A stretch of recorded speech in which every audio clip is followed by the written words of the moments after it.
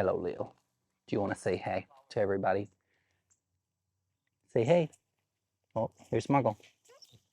Good morning, y'all, and welcome back to the garden. So I picked up some more goodies this week, and I'm going to show you. I've done a lot of planting, kind of a lot's relative, maybe like 20 or so shrubs. And I'm going to show you where I ended up placing those around the shrub border. I planted a couple things up here up front, more shrubs that I picked up, and I'll show you those too right quick.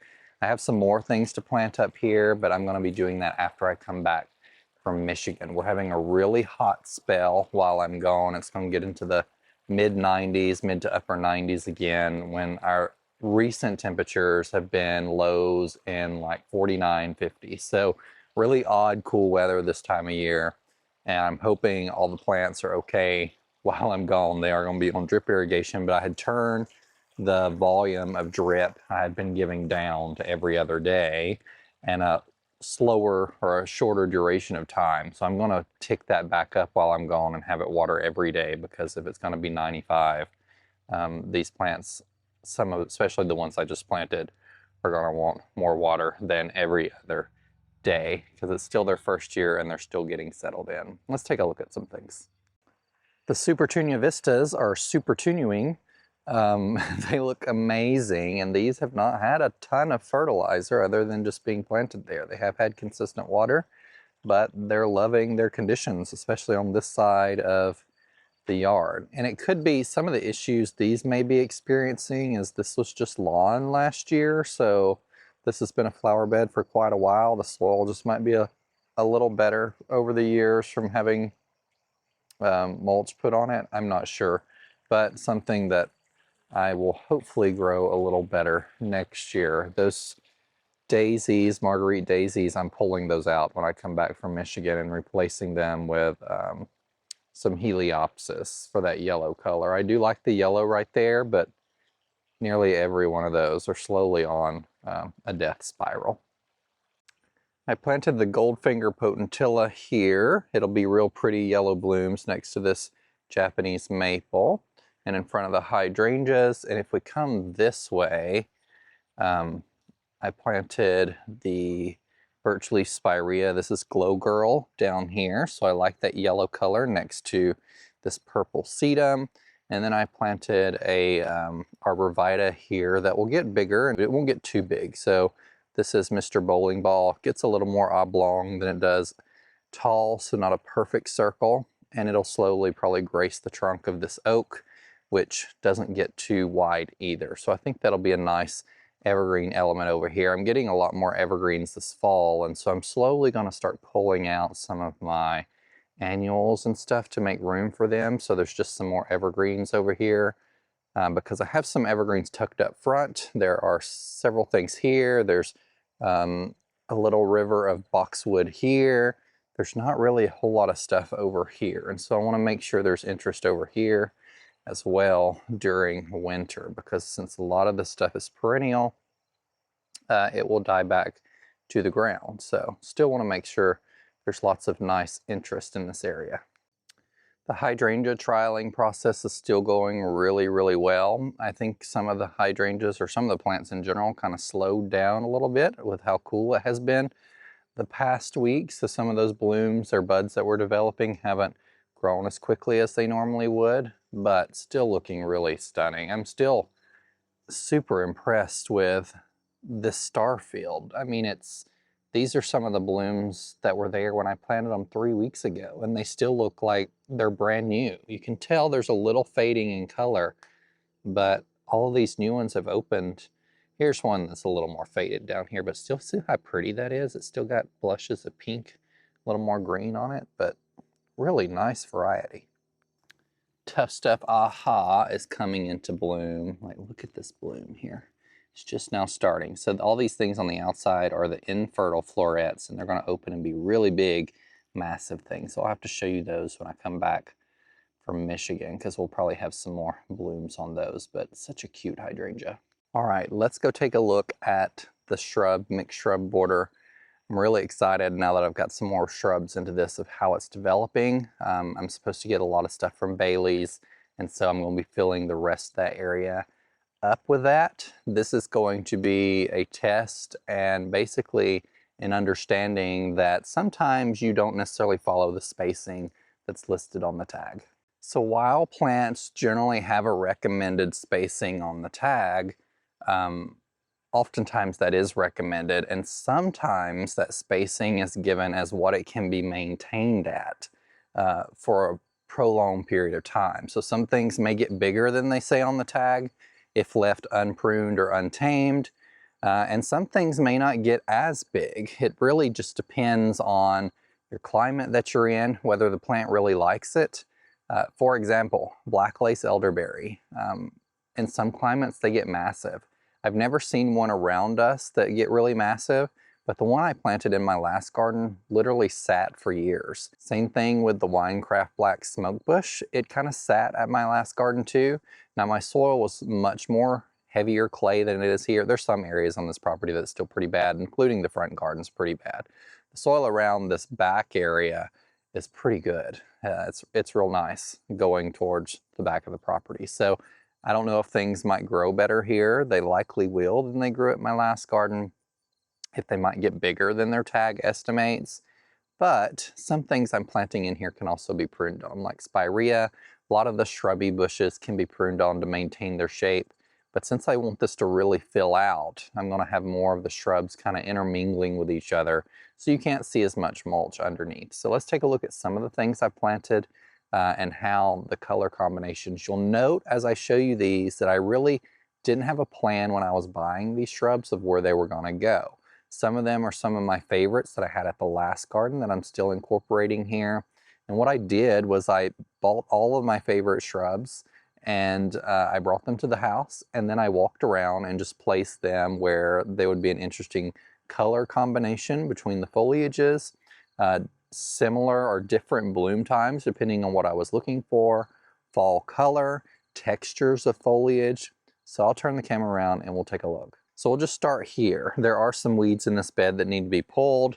I probably won't get to those today. I'll get to those when I come back from Michigan. So there's the Sgt. Pepper dogwood, which is the end cap to this bed right now. There's going to be some other stuff that's underplanted this, some things that get a little smaller over time. And then I'm going to put a very upright trellis here and grow a Eden climbing rose on it next to the gate. It's a really beautiful rose. I'll show you a picture of one I took photos of in Oregon when I was at Heirloom Roses. So I'm getting it from Heirloom. I've heard it takes a few years to get established, but it has the most gorgeous cupped, soft pink, delicate blooms on it. And it will be stunning right here next to the gate and all of these other things I planted. So this is another Mr. Bowling Ball Arborvitae. So I wanted some evergreen substance over here. There'll probably be some more evergreens tucked around the corner of this area because there's not a whole lot of evergreen shrubs toward this side of the border. And I want to make sure there's some interest here in winter. So this is a blue kazoo spirea, roughly 2 to 3 foot tall and wide. It is very interesting in color. I've never seen another spirea like it. So it has very blue foliage. There are some hard water stains on this. I picked them up from 𝗩𝗏𝗃𝗧, and like I mentioned, we just have really hard water in Southwest Ohio in most areas if it isn't softened by the county.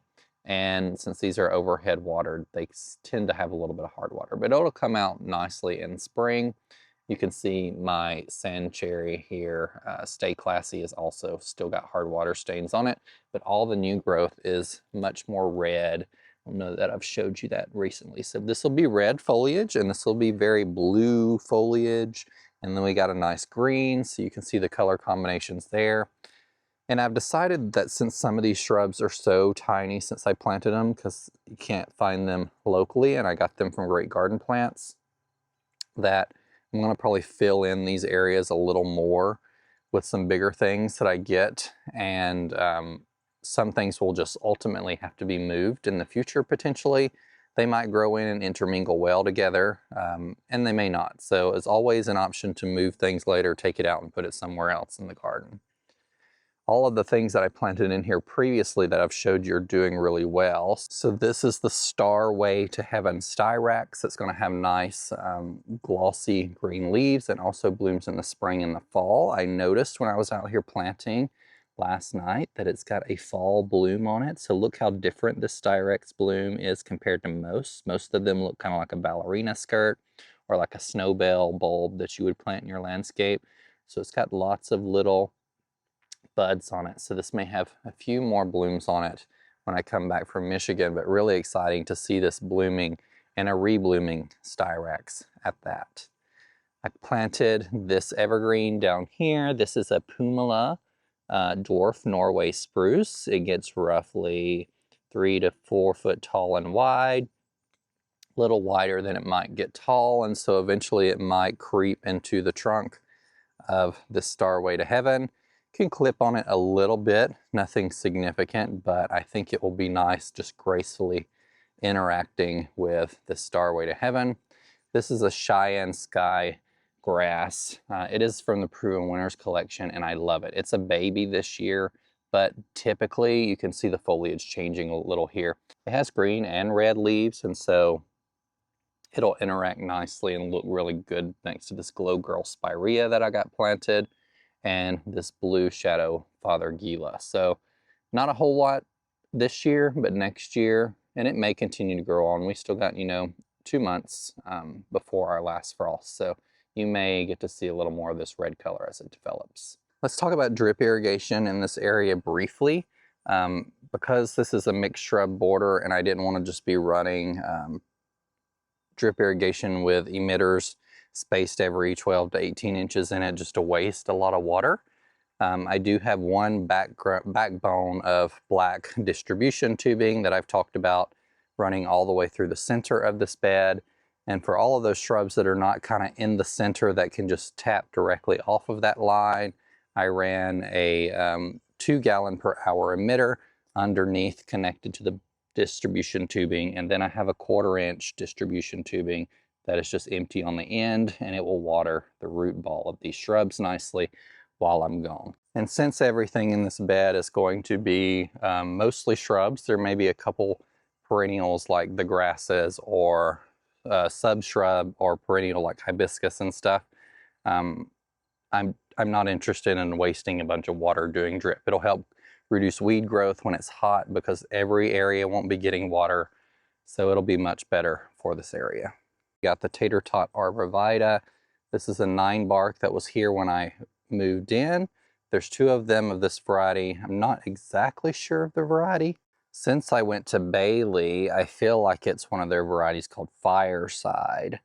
It looks very similar to the pictures of Fireside online. The new growth is a little lighter and then it turns dark. You can actually see a little bit of yellow-orange on that new growth there as it's cooling off, or it did cool off this week, and some shrubs started pushing some new growth.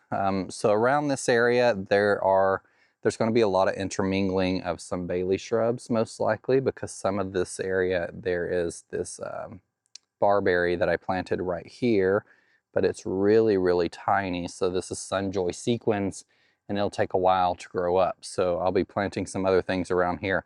As old as these 9-barks are, and if they are the Fireside variety, they don't get huge. They're probably like most to their full size. They may get a little bigger now that they're actually getting proper water. There was no irrigation in this bed where they were planted, and that was like where this hydrangea hedge here and here is where they were planted. So now that they have a little more favorable conditions, they might do a little better. And so I'll be filling the front of this area with some smaller shrubs that I picked out that are coming.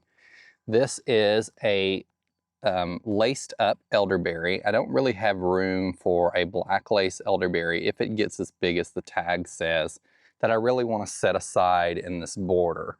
But laced up is really interesting because it grows very upright. And so I'll get that nice texture. I kind of like that the leaves are a little smaller on it. They might get a little bigger as it develops, but it's more of a striking textural element to me than sometimes the black lace elderberry because it's so compact.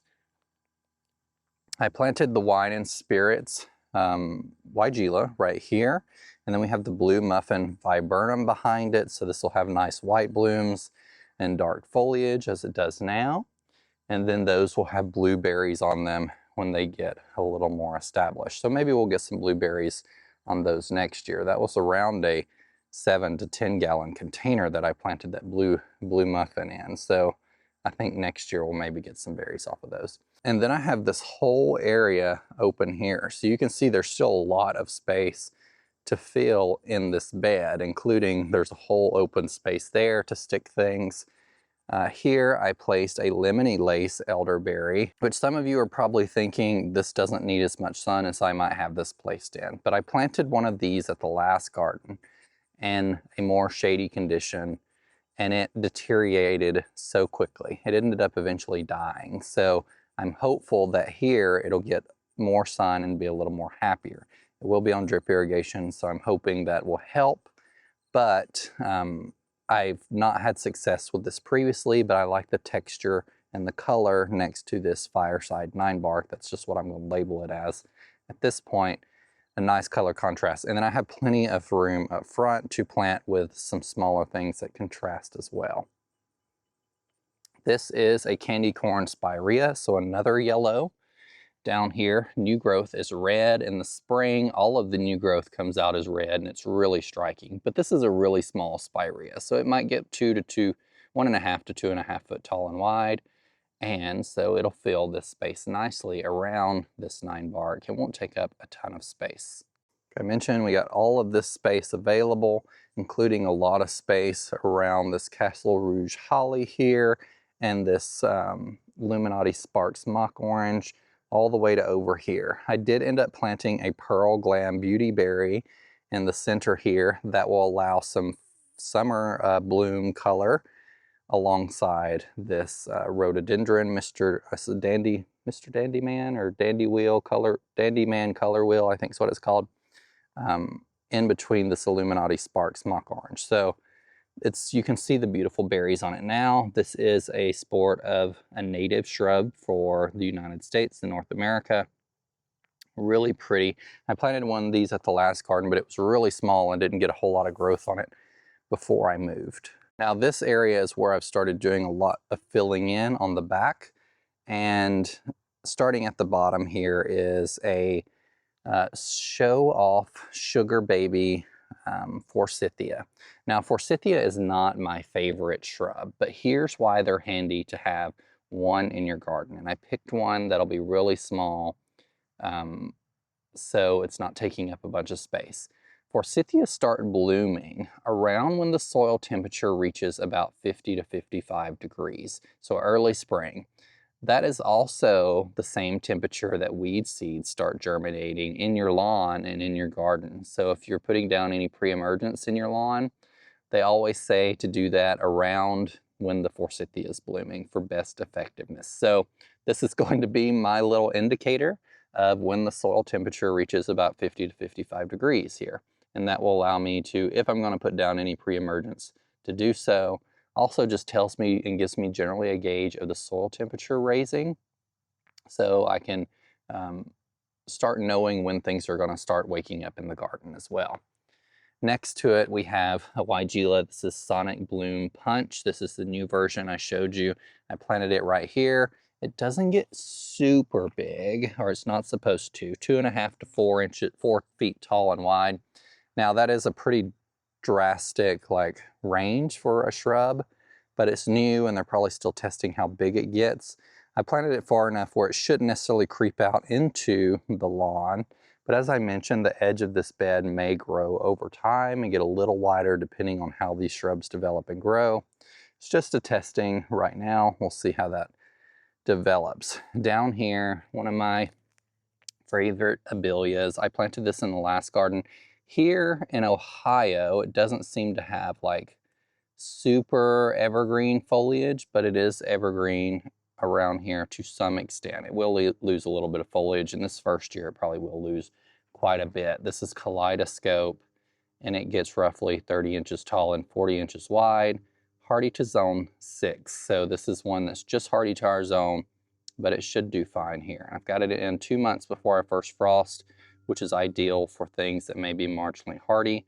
But the color on this, and having this color in winter, is so fun. So it'll be nicely variegated, all those different colors, at least a little bit. We'll keep an eye on it this first winter. The first winter I planted my last one, and it was a little bigger than this one. lost a lot of its foliage. So this one may not be evergreen at all this year. We'll check it out again next year. This is the Brandywine viburnum. This is a peewee oak leaf hydrangea. So it's an oak leaf that stays smaller, maybe about 4 foot tall and wide.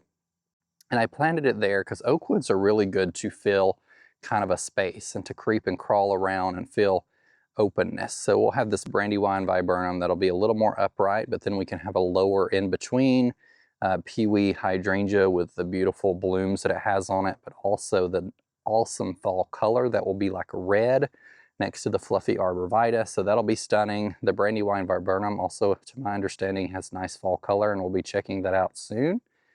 And then down here is double play doozy Spirea. So I planted it, and I actually posted a photo of this on Instagram after I planted it because I thought this color combination was really nice here. The darker new leaves, the nice vividly pink blooms against the fluffy arborvitae. Then I have a lot of space in here that I can fill with smaller shrubs or shrubs that kind of intermingle in between the Ninebark here. And then we have double play dolly down here, which has really beautiful and quite a lot of blooms. So it'll be nice. It's more of a yellowy foliage Spirea that'll contrast nicely with the green here and the dark purple of this Ninebark. This is the summer copper wine, I think. Ginger wine. I always want to call it copper, but it's ginger wine. For those of you that follow me on Instagram, you may have saw me post a story that I edged this bed. I'm going to come out today and spread out the soil a little bit. So this is kind of going to be what this area looks like. I'm actually getting in the bench today. I keep calling it a bench, but it's a swing. It's a swing set to replace, it's a porch swing to replace this swing right here. And I think that'll be really darling and nice to come sit at. This area is going to be filled with some hydrangeas. I'm going to get some bloomstruck hydrangeas kind of in the center here. And then around the edge, I'm going to have some macrophyllus called Popstar. And then I was going to bring this out a little further, the ends of the bed to plant the trees, but I'm going to plant the trees here-ish in the center, not of the center of this triangular thing, but here towards the front. And they'll grow up and cover and kind of disguise these swing set posts. Now, I did have someone mention that maybe I should just paint those black. I don't like that for a couple reasons. One, yes, it would look good, maybe for a little bit, but if it ever started flaking, it would look awful. So in my opinion, I would just rather have it painted and unfinished. It's not shiny necessarily. It's almost matte. It's been here long enough. And I'll have the other crabapple here, hopefully, the gladiator crabapple, which gets roughly 9 foot wide. And so if I plant it here, it'll cover almost completely these posts and you won't be able to see them. So the plantings in this space will kind of intermingle enough to disguise some of the post. And I could potentially plant some climbing roses, maybe like a one of the ones that doesn't have any thorns on them or is almost completely thornless up each post on either side. I don't know, lots of things to plant here and disguise, and then I'll intermingle it with probably some perennials that like some shade or some other things after these trees grow up and the shrubs start filling in. But I don't have enough necessarily wood chips to fully cover this area, and I'm not going to get to doing that today, I don't think. But I'm probably initially going to cover this end caps because that's going to be the primary planting area with wood chips, and then when I get some more, I'll fill in the center and then this end cap as well. So this week I've got quite a bit planted. I've still got some things over here I'm going to show you right quick that I've picked up that I'm really excited about, including a magnolia, another Bracken's Brown Beauty magnolia, and it is a stunning specimen that I'm going to get to planting when I get back from Michigan. So this is what the shrub bay is looking like. I've got some hydrangeas in here. This is the rock and roll that I've got to plant that is taking on some fall color, which is really interesting with our cooler nights. We've got some more of the grasses. A lot of these are repeats of what I showed you in the back shrub border that are going up front. So a Cheyenne Sky grass to kind of replace a purple fountain grass that I have up there later this season, because it's kind of hard to find that variety. I've got some Gatsby pink oak leaf hydrangeas that I'm going to be putting somewhere. And then here is this stunning Bracken's Brown Beauty Magnolia. It is so striking. It's taller than me already, which is nice, and these varieties go kind of quickly. And so I'm going to take you up and show you kind of where I'm going to be placing it. But this is one of the only, there's another one that may be hardy here in Southwest Ohio. This is one of the only varieties that will work well here. And you'll see them a lot more in Cincinnati, but you do see them locally some. So it's one of the only varieties that offers the really nice papery brown backing to the leaves though. So that's why I choose that variety, because it looks more like a true Southern Magnolia to me than, I think the other one's called 𝗍𝗓𝗑𝗧𝗦, but it doesn't have quite as nice browning on the back of the leaves. We'll walk up front and show you where I'm going to be putting, I'm going to think about it while I'm gone and do some more considering of its placement, but I think I'm going to put it up here close to the driveway, probably here-ish. And it'll be nice as you drive into the driveway towards the house. So if you put it here, let's see, here-ish, it'll be a nice complement to all of my other plantings. And I'm going to be putting my Showtime Proven Winners crabapple probably over here-ish behind it. And so that'll be nice color complement. It blooms pink. These crabapples, I showed them to you last year how bad they look. Well, this year is no different, and there are hardly any leaves left on it. You can see a few up there at the very top. Nearly every leaf on any lower branch is gone. There's a few here and there, and so kind of thinking about putting it in the budget to remove these next year. They bloomed really well in spring. You can see all the little crab apples on it, but they just look so bad. This is, I don't know what variety this is. Some of the older varieties of crab apples do not do well here. And I would hate to take these out. They're so old and established, but they're just really not thriving. They're full of disease. I could probably spray these with something, but I would just rather have something that I didn't have to spray with that is much more healthier. So probably gonna be a consideration next year to remove these and let some of the other things I planted thrive a little more. Something else I've got to figure out is where I'm going to be planting some of the smaller trees that I picked up too. So like the Jane Magnolia and the Scarlet Fire Dogwood. Those are probably going to go here-ish between some of these other trees because they're smaller. That way they can start growing on and provide some beautiful, to the extent they bloom, which I think most of the ones I picked up bloom. Jane certainly does. Jane, I think, would be really pretty here, and it'd be nice purple in spring, and then the Scarlet Fire might look good here-ish and have some nice red blooms on it in spring as well. Thank y'all for joining me on this garden walk and taking a look at the progress of the garden this week. I'm going to be heading up to Proven Winners here this week, which is really exciting. Love to go up there and see the facilities again like I did last year and meet some great people.